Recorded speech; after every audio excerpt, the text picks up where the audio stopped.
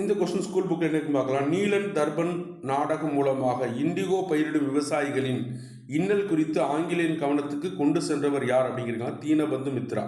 நாடகம் பேர் நீல் தர்பன் அப்படிங்கிற நாடகம். இண்டிகோ பயிரிடும் விவசாயிகளை பற்றி தீனபந்து மித்ரா. ஸ்கூல் புக்கில் என்ன இருக்குன்னு பார்ப்போம்.